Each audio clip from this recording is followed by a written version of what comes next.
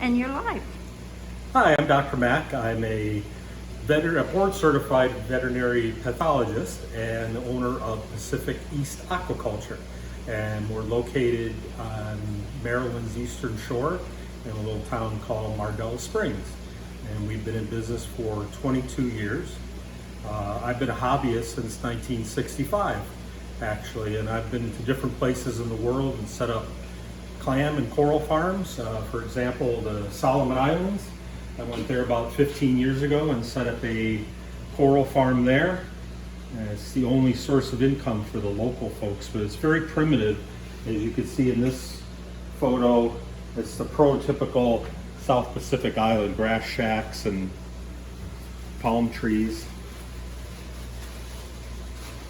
And this gentleman is the village elder, and he told me when I first met him, he said, just to let you know, everybody you meet or a direct relative has tasted human flesh. So, but anyway, they're friendly because we're paying them to grow corals. That's good. And this is our, quote, showroom area. All the photos in here are photos that I've taken either here or on some of my different trips to different places in the world. We've got some of the photos from our Tahiti adventure. We went there and I set up a clam farm there and met with the president of French Polynesia to get some laws changed so that we could export the little baby clams. And originally we started collecting and exporting the larger clams. So if you've seen those large Tahiti clams, they're about 5, 6, 7 inches. Those are all wild collected. Nowadays we only do the cultured clams because the wild collected clams are rather difficult to keep, but the cultured ones are relatively easy to keep. So we get all our cultured clams from there or from Tonga. We actually just set up a new farm in Tonga. We have a partner there, and for the first time we've been granted a license to culture corals and clams there. They've been exporting corals from Tonga for about 30, 35 years, and Tonga is a kingdom, and the king had recently said he wanted cultured corals only in the next 3 years, and they didn't know how to culture corals. Nobody's culturing them, and with my work in the Solomon Islands, they asked me if I would help them out, and I said sure, and wrote some protocols for them, and they said, okay, here's a license, let's go and start doing it. So Congratulations. Thank you. It's one of the few places in the world that never got any COVID, so unfortunately they're pretty locked down right now. I guess they just had recently, last week, their first case.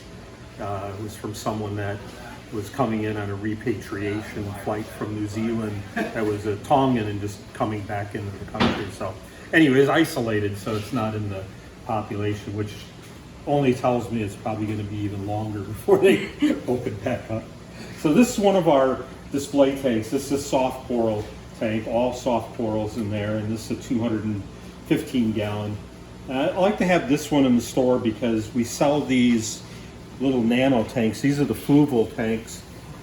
Not very elaborate, but they're really great for beginners. So we do the 5 gallons and the 13.5 gallon tanks. And we actually sell them where folks can come in, they get the rock, the sand, the corals, the fish. We set them up with water, everything. So when they get home, they can just put it back in and plug and play, and they have an instant reef tank. That's awesome. So these are pretty popular actually, and the soft corals do great in them. And so we have this big display so folks can see some of the different ones. And actually, the way we sell these, we allow people to pick out different items, so they get so many different inverts and so many different corals and so on and so forth. So cool. And it comes with a little preset heater and everything, so it works out quite well. So let's take a little detour here just to show you. So we do a lot of the live foods now. By live foods, I mean phytoplankton, rotifers, copepods, brine shrimp, and this is where we grow that. Today is our cleaning day. It's a Saturday that this is being filmed, so we do our cleaning in here, and we have different phytoplanktons in this area and copepods along the perimeter and rotifers and brine shrimp. So we actually use this to feed our systems, and we also sell all of them as well. And getting back to these little display tanks, what I've noticed is with feeding the live foods, because we have the phytoplankton, which is an algae, microscopic algae. Since I've been adding that to these tanks, I have stopped doing water changes, and also noticed that I never have any algae in the tanks. I don't have any algae on the glass, on the rocks, anywhere. So I think that feeding the live foods has really been beneficial, because you have the phytoplankton, like any algae, is taking up nutrients in the system. And then you have either the rotifers or the copepods or the brine shrimp, which are utilizing algae as well. So it works out to be a perfect balance in these tanks. So let's go into our main area here, our livestock area.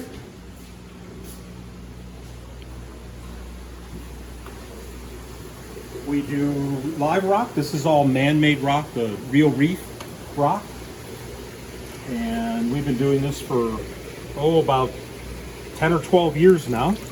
To my eye, it looks every bit as nice as live rock that used to be taken from the ocean. And if you're familiar with it, over the years, we've brought in live rock from the Marshall Islands, Tonga, Fiji, Indonesia, you name it. And they would actually go out and take crowbars and break up the reef to get live rock, so-called live rock, for our aquarium. So now it's all man-made and looks great.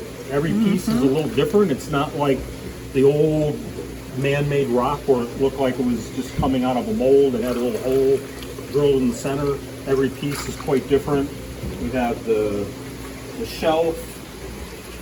Oh, nice. And these kind of unique pieces are sort of like cups. Yeah. And the branch, which is very nice. Yeah. And again, every piece is different. It's not like they're made in a mold. Every piece is totally unique. So I really like it. I've been using it myself for quite a number of years. There's no issues with it. Obviously, it does have some type of a dye mixed in to get the coloration, and then you can actually see, like, there's little pieces of shell and sand and rock rubble in there. So it's all natural products that are used to make it. So it works out quite well. So definitely you don't need to take rock from the ocean any longer. This is our fish system, and we only do tank raised fish, which means predominantly clownfish. We sell them as pairs, bonded pairs, or on occasion breeding pairs like these. There are also some gobies, dottybacks, blennies, and of course you have the biota fish, which are the yellow tangs and coral beauties, and some of those as well. So we do 100% tank raised fish throughout our facility. There are no wild collected fish in the facility at all. And there are no fish in our invert systems. We get a lot of questions with that. We sell a lot of inverts, and there are no fish in the invert systems. So these are some anemone tanks. We have the mini carpet anemones and rock flower anemones. And these are great because we can, nice and shallow, and we can look right at, looking down into them, and easy to access. This is our large polyp stony coral display tank. This is 600 gallons. This is so gorgeous. This is one of our signature corals here. This is the rainbow scrolling Cyphastria. So you probably all have seen Cyphastria corals. This one's kind of unique because it does this scrolling effect. And this one actually came in as a hitchhiker on a base of another coral about 15 or so years ago. And I've been growing it ever since then. And we have quite a few colonies in here. Yeah. And let me show you what some of the frags look like.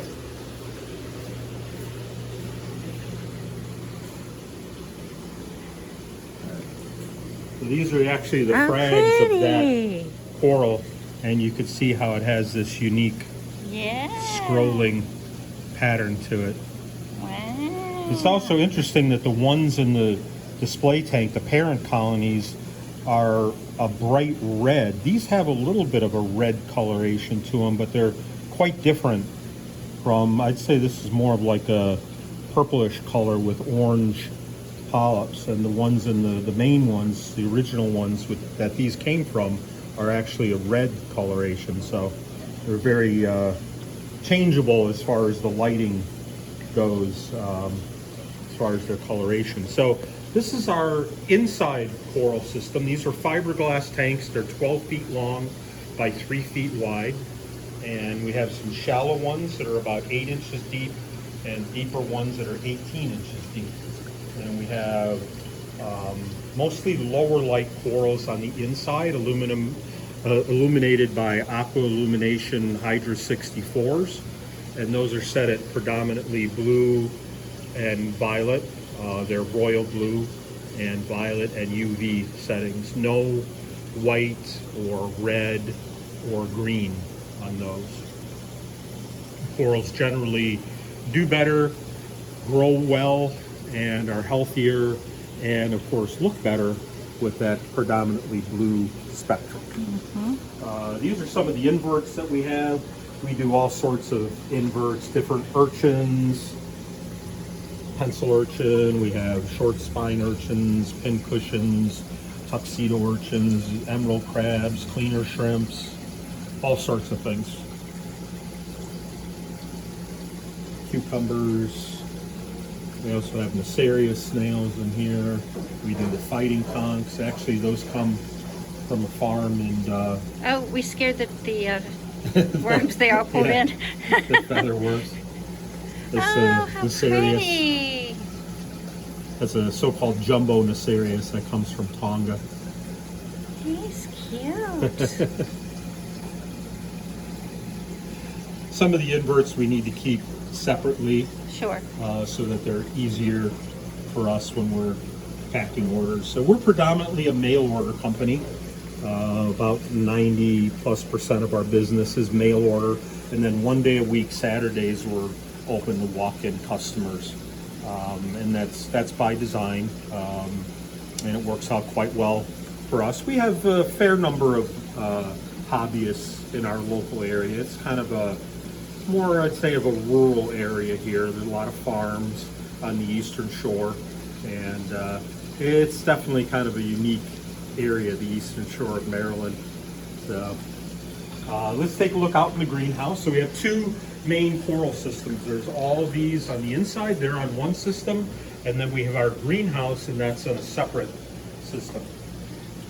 So as far as controlling the temperature of the water, we use geothermal for controlling the temperature. So we have 3 250-foot wells that the water goes through. So they're closed loops and goes down 250 feet, comes back up, and we're able to keep the temperature year-round at 78 degrees.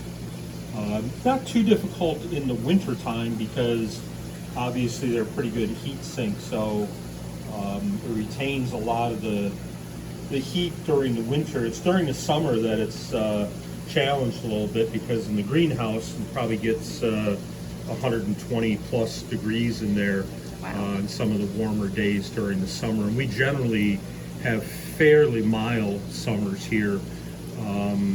If it gets 90, 95 maybe at the most, we seldom have the high 90 or 100 degree days here.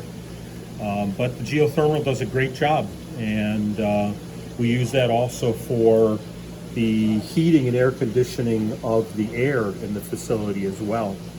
So we try to be as energy efficient as possible, and that was by design when we designed the facility. So this was actually just a steel framed empty warehouse when we purchased it. Wow, you would never know. Yeah, everything else is we added, including the greenhouse.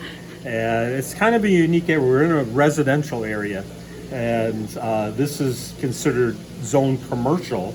And we also have the ability to expand, which is a little unique here because we're in a wetlands area, so it's very tightly regulated. So that's kind of nice. It is. All right, so let's go out in the greenhouse. Okay.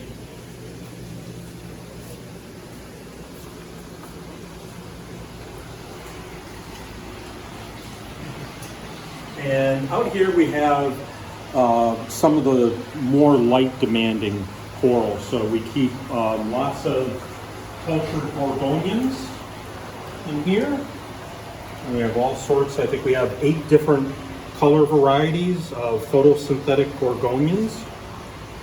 Awesome. And these really add a different dimension to the tank. They're kind of hard to see out here because we don't have a lot of artificial lighting and there's a lot of glare, but you can imagine, you know, they move in the flow and they're very easy to keep. And being photosynthetic, they don't need to be fed anything special. So we have some larger polyp, larger branching ones like these, and we have some of the thin wispy ones and everything in between on those. And if anybody needs some chalices, we have a few of those out here. Some things kind of grow like a weed, so more Gorgonians, and then this is some macroalgae here, Shado and other macroalgae, and then these are all monoporas in here. Can we go to the ends and on this row, and then I want everybody to have the same awesome shock that I had when I turned the corner and saw what I saw. These are Pachyceras or elephant skin coral. You can, I don't know if you can see the ridges. Yeah, on they that, show up like beautiful. an elephant skin. Yeah. Nice. Kind of a nice, and all the rest of them in here are all different types of monopores, different color combinations of monoporas. Cool. Okay, so unfortunately we don't have many clams right now. These are cultured Doraces, and we just have a few Maxima clams right now. I'd say, what would you say, about 300 or 400 Yep. on the Maxima clams right now. I'm scanning into the most shocking, beautiful display of blue clams. So as you saw earlier, where I talked about French Polynesia, that's where all of these clams come from. The only unfortunate thing is in French Polynesia, there are only Maxima clams, and in the wild there are hundreds of millions of Maxima clams there. And unfortunately there are no other types of clams that come from there. So predominantly we get in the Maximas. We do have the farm in Tonga, and that's where we'll get Doraces, Squamosas, and other colored Maximas as well. These are stunning though. Oh my God, those blues are like unbelievable. Yeah, I was mentioning to you earlier what happens on the clams when they first come in. I don't know if you could pick this up in the video, but these have been here several weeks, and these just came in the other day, and they actually color up considerably when they're here for, I'd say, about 3 or 4 days. Generally, I like to hold them for about a week to 10 days before we start selling them. And we do them 2 different ways on our website. We have a what you see is what you get selection, and we also do a so-called our pick selection. So if you do an our pick, one of the ultra grade, that's these that are the blues, greens, turquoise colors, and then we have the what we call mixed color, that's the traditional like gold. There are also greens, and there's actually quite a variety in the so-called mixed color as well. Lots of different interesting patterns. The metal halides are putting a glare up, but I think you can see them. Yeah. We actually do supplement these with metal halides initially, and then I go through a process where I transition them into all LED light. So by the time we sell them, they're totally acclimated to LED lighting. And actually the cultured clams do really well. They're very easy to keep. They do not need to be fed. even at this size. So these are about 1 3/4 to about 2.5 inches. They do not need to be fed. They utilize dissolved organics, so nitrates and phosphates in the water, and products of photosynthesis, so lots of light, as much light as you can give them. So we actually, our transition process is when they first come in, we'll keep them under this 1,000-watt metal halide, and then we go to a 400-watt metal halide, and then they'll go to just all LED lighting. Nice. Oh my God, it's just unbelievable to see these colors. And the colors may seem vivid here, but they are nothing like in real life. Wow. Oh my gosh. So one of the things out here in the greenhouse that gives you a little bit of an appreciation for the divers that are collecting corals for us is it's really difficult under natural sunlight to tell the color of things. Sure. You know, a lot of things just look kind of brown or dull, and get them into the LED lights and they just really pop. So that's one thing I noticed. That we've been in business for 22 years, and it's one thing that we've kind of perfected the process of growing the corals out here and then putting them under the LEDs, and they're actually more colorful than any of them that we could grow under the LEDs. And we have the greenhouse screen, so there's actually a double layer of screening.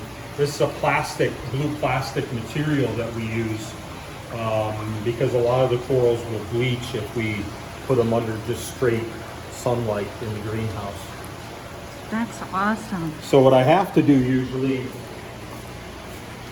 if I'm selecting corals, for example, to photograph and put on the website, I actually have my little blue LED flashlight so I can go in and decide, you know, what things actually look like, because it's so difficult to tell. Oh, look at that! Yeah. Holy cow! Yeah, it's pretty amazing. It is! Here, you move around and I'll follow you like a cat with a light. That's so cool! Actually, what I'll do is I'll take one of the Kessel LEDs that's a little bit easier to walk around with when I do the photographs, and the colors, you know, really pop. Where, you know, you're looking at this under natural sunlight and it looks like absolutely nothing, and then we put the LEDs on there and it just really shines. You can really tell that with some of the zoanthids. It might be kind of hard to see on the video, but wow, yeah, the colors just pop. So this is our soft coral tank. We have zinnias, star polyps, zoanthids, leathers, and you know, we grow all types of corals and sell all types of corals at every price range, but there almost isn't an order that doesn't go out that doesn't have zinnia or star polyps in them, or some type of a leather coral. We do a thing on our website.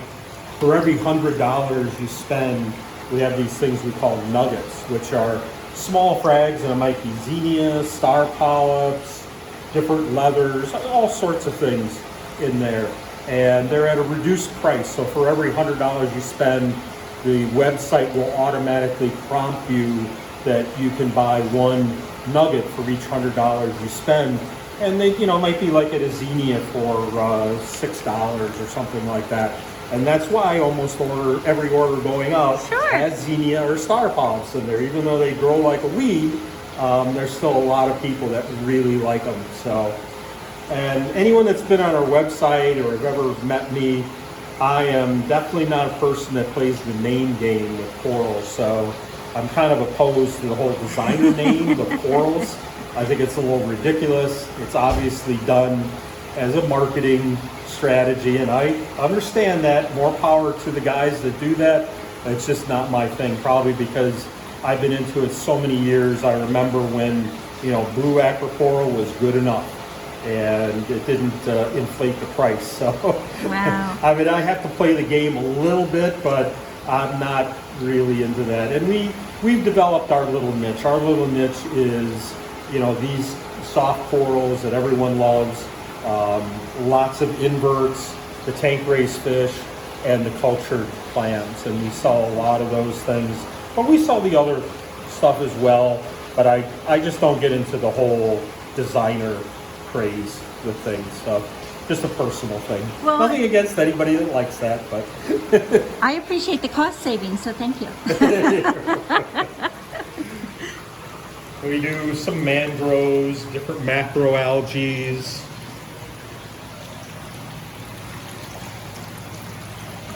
This is awesome. These are scalemias that used to only come from Australia, but these come from Tonga. Oh, nice. It was interesting because our partner over there, I was asking him, I said, it's one thing that we really don't get a lot of input on our side of the business is how deep some of these corals are collected from, because, you know, we really don't know, and it really impacts their care because you have to know, you know, how much light should I give them. Right. And it's really interesting. So for example, these scalemias come from about 140 feet deep. So you can imagine the amount of light that's going to them. And it's going to be predominantly of the blue spectrum because the yellows and the reds get filtered out by the water. So the deeper you go, the bluer the light. Sure. So you have to be really careful with this type of a coral of giving it too much light because they will bleach very easily.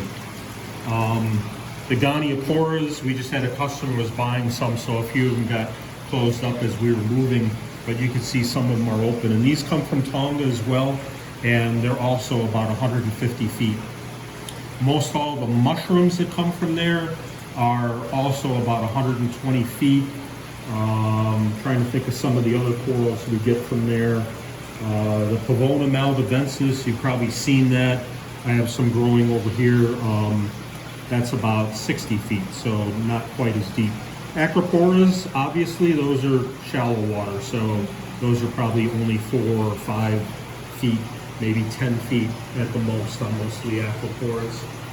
Zoanthids generally come from very shallow areas, and by that I mean, like, if you've ever been to the beach and you see the waves crashing in, that's typically where you find zoanthids. So for example, in the Solomon Islands, there's an unbelievable array of corals. The variety of corals there is just astounding. And you can get to some places where there are acroporas as far as your eye can see in every direction. Wow.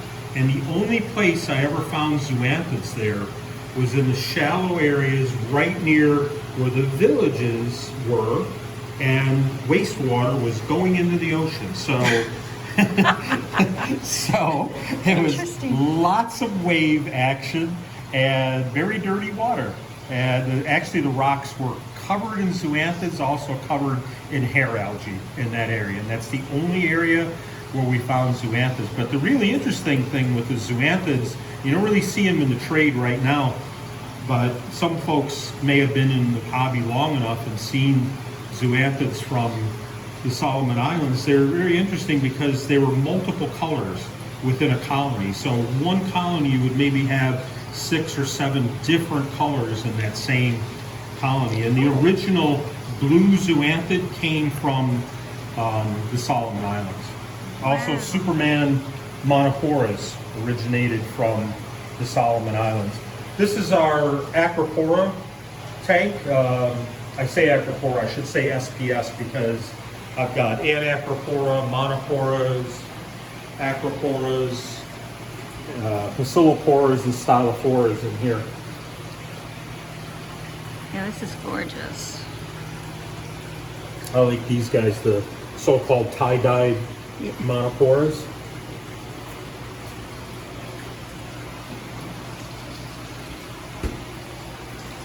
This is so awesome.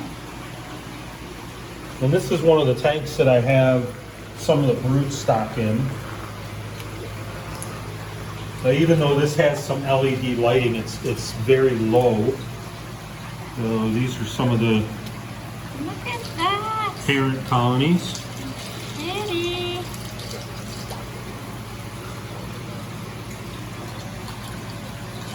Cyphastrias.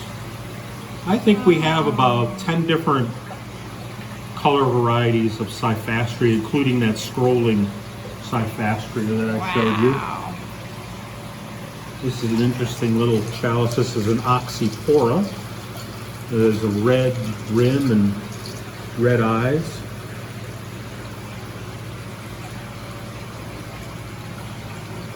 Nice little acan.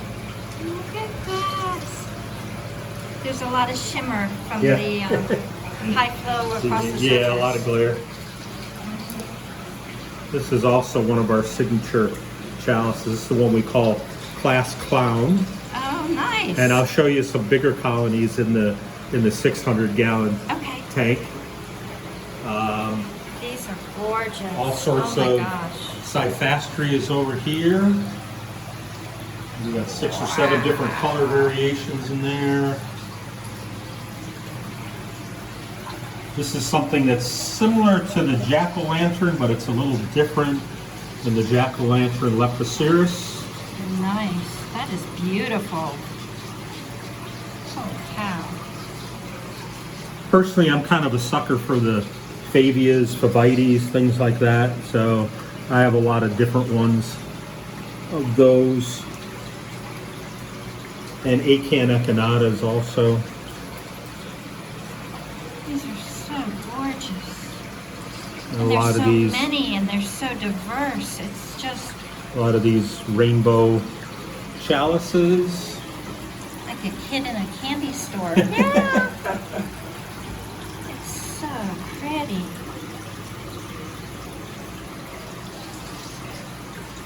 Let me show you that one chalice I was mentioning Okay. in our 600-gallon tank. I will follow you.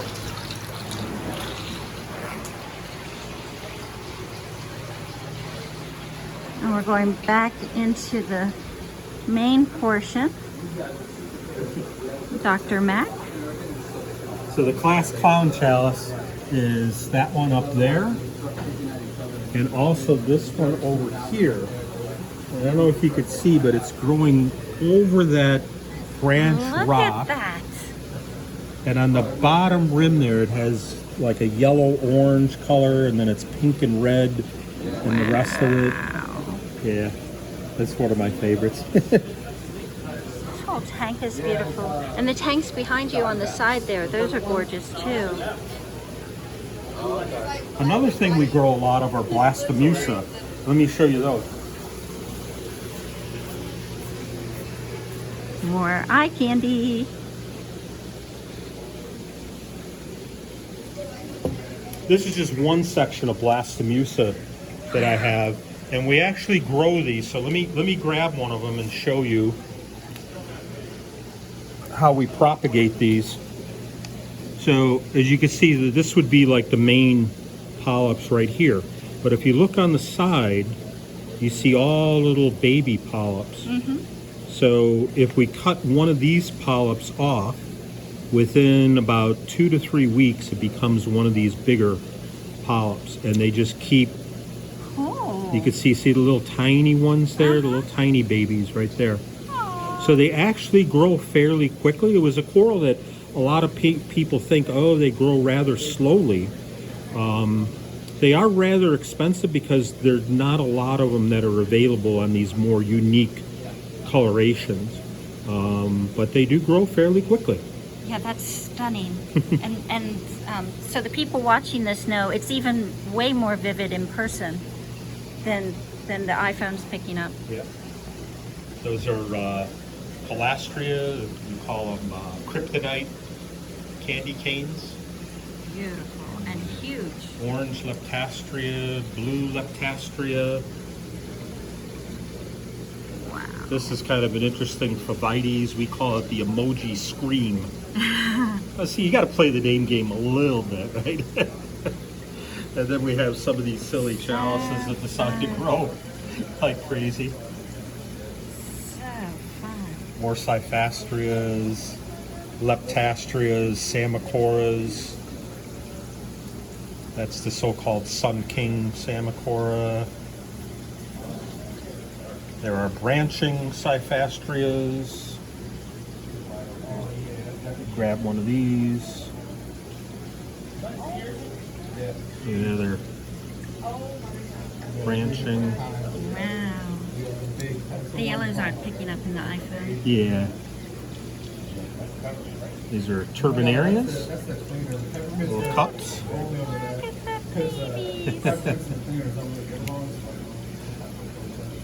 We have a lot of this chalice. We call this one Planets Collide. Oh, that's cool. Like each little red dot is like a little planet. So That's gorgeous. these grow so fast that what happens is, so I say we need frags to be able to sell, so we have to cut them. The problem is when we cut them and they grow so fast, they just grow together.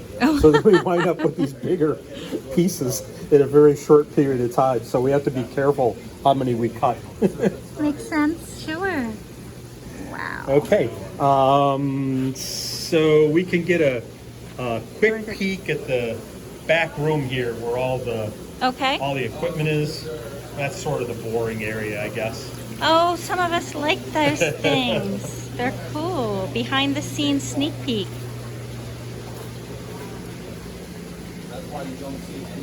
Some zoanthus. These are Acan rotundiflora.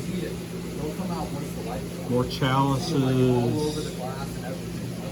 These are Australian Musa. That's a pretty coral. Mostly reds and oranges, but we do have some rainbows as well that we grow. Acan echinatas. Yeah, I'm trying to follow your light. For some reason, my phone's not picking up all these colors. It's crazy. More chalices. And here's some more of our grow out pieces. Nice. These are the rainbow chalices.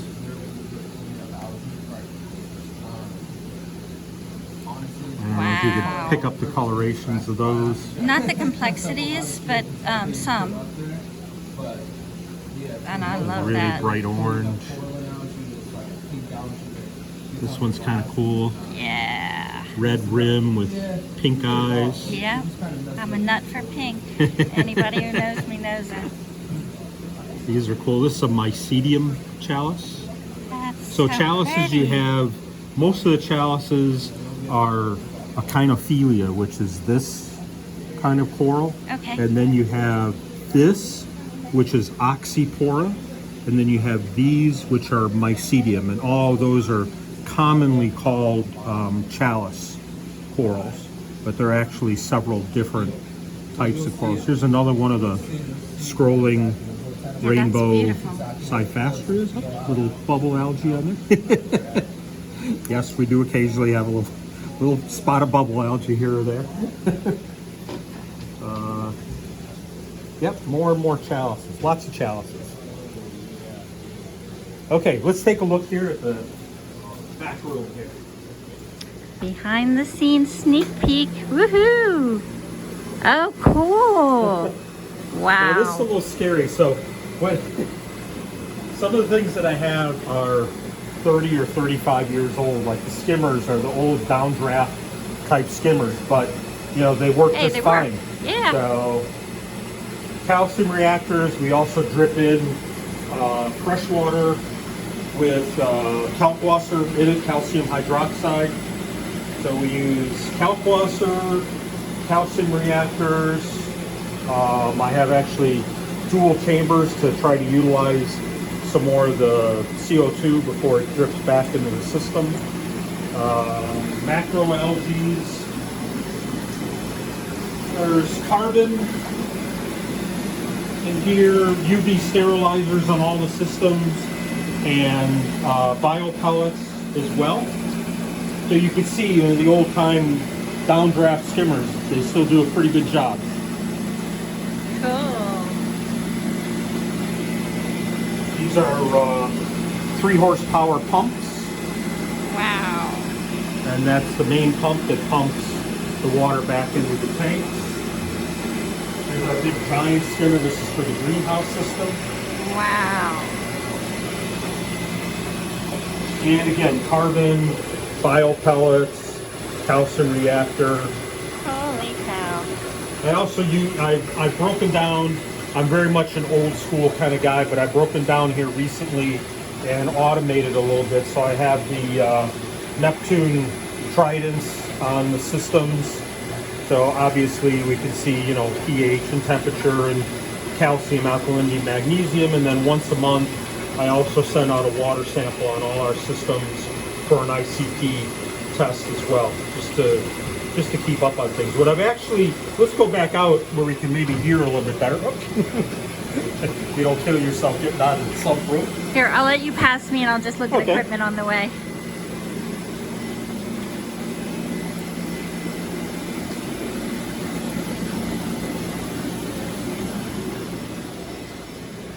So one of the things that I've noticed and why I do the ICP test every month is that iodine levels are really critical.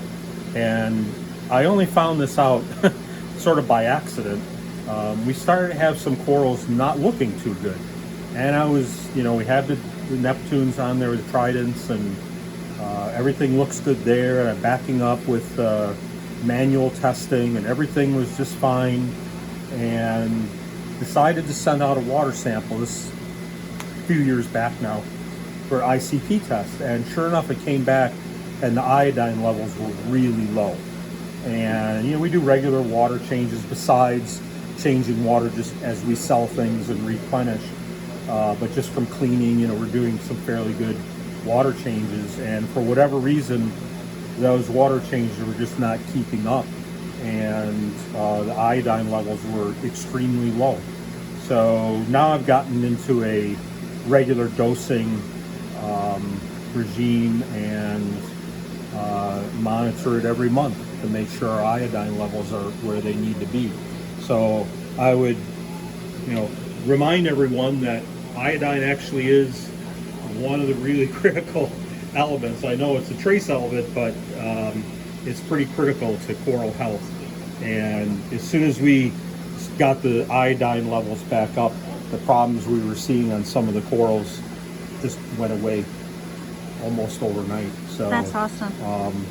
So keep your eye on iodine. If you have any macroalgae growing in your system, which we do in all of these systems, the algae does take up a lot of iodine, so you need to check it.